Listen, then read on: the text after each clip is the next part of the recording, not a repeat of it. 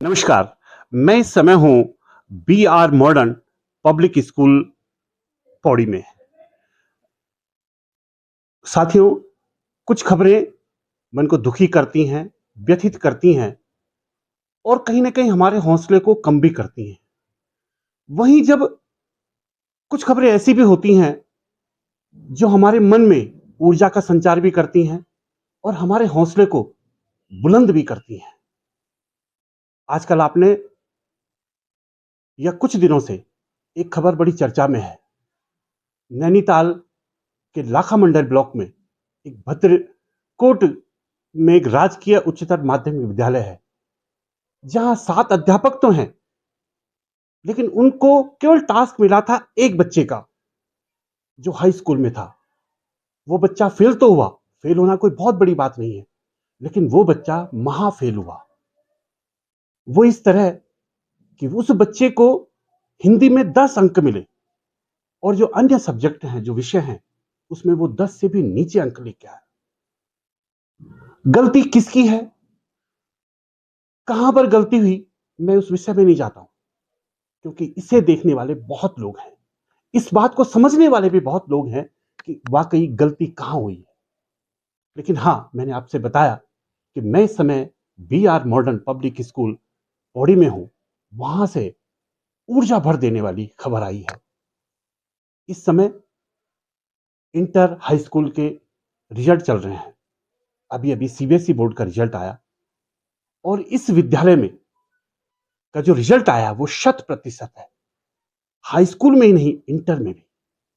High school में 111 बच्चे हैं, जिसमें से 34 बच्चे 90% से ऊपर हैं। वहीं इंटरमीडिएट में 122 बच्चे हैं और 10 बच्चे ऐसे हैं जिन्होंने 90% से ऊपर अंक हासिल किए हैं। इस विद्यालय की एक और खूबी है। इस विद्यालय में अगर हम हाई स्कूल का परसेंटेज से शुरू करें तो 98.2% वाली बच्ची भी है जो साइंस में, जो विज्ञान वर्ग से है, और 98.2 से शुरू होकर 90 तक 34 बच्चे हैं। ऐसे ही इंटरमीडिएट में भी 96% से शुरू होता है, उसके नीचे लाइन सी लग जाती है। शिक्षक वहां भी हैं, शिक्षक यहां भी हैं। प्राचार्य से लेकर, अध्यापक से लेकर, क्लर्क से लेकर और रसोइये तक वहां सारी सुविधाएं सुसज्जित हैं। सैलरी की बात मैं नहीं करूंगा, क्योंकि आप सब जानते हैं किसको कितना मिलता है।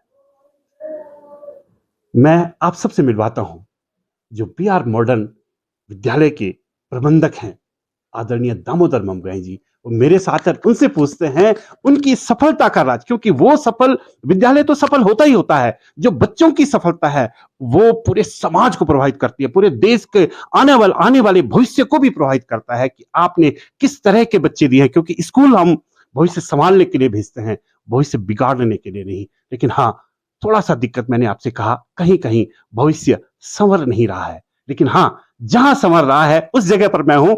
आपका बहुत बहुत स्वागत है। बहुत बहुत धन्यवाद सर जी। ममगाई जी, आपकी सफलता, आपके बच्चों की सफलता का राज क्या है? इसमें कर्मण्य वाधिकारस्ते मां फलेषु कदाचन। अगर हम कार्य करते रहेंगे, मेहनत कराते रहेंगे, तो निश्चित रूप से सफलता हमारे पास होगी।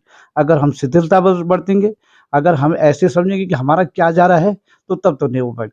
उसके लिए एक लगन होनी चाहिए, बच्चों के प्रति एक सहानुभूति होनी चाहिए, आत्मीयता होनी चाहिए कि जैसे मेरे बच्चे हैं वैसे ही भी दूसरे के बच्चे हैं। अगर हम इस भावना से उनको पढ़ाएंगे तो निरंतर जो है सफलता हमारे पास होगी।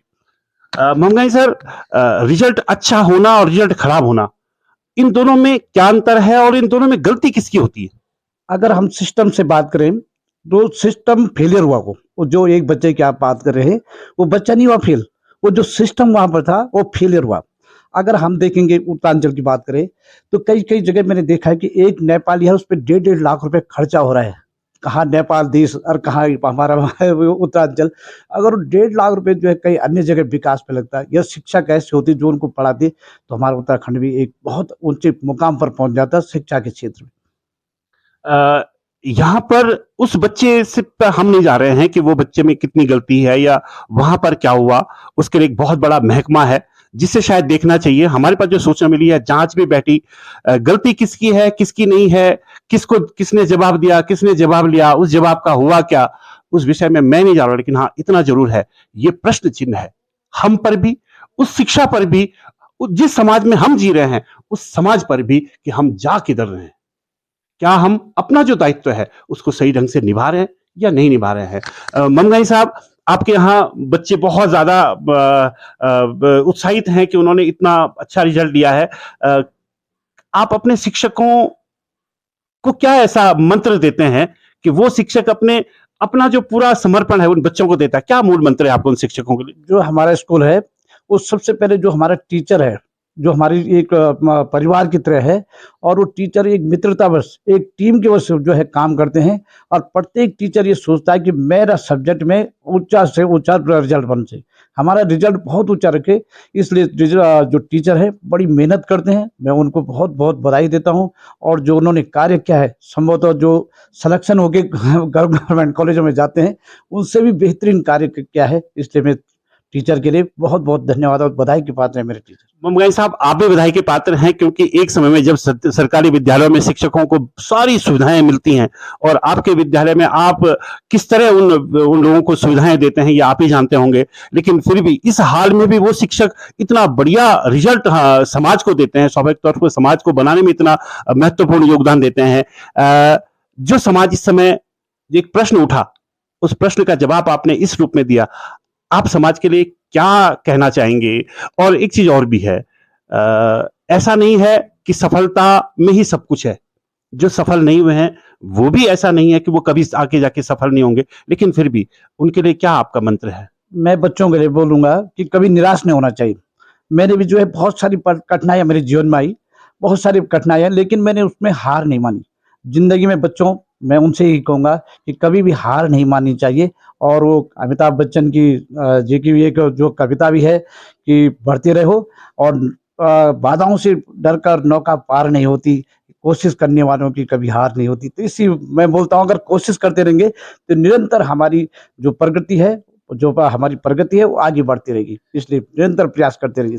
बिल्कुल, ये थे ममगाई, उनका कहना था कि कोशिश करने वालों की कभी हार नहीं होती। वाकई मैं उस एक बच्चे का जिसकी आज बड़ी चर्चा है, उससे भी कहूंगा, मेरे बच्चे, हार नहीं माननी।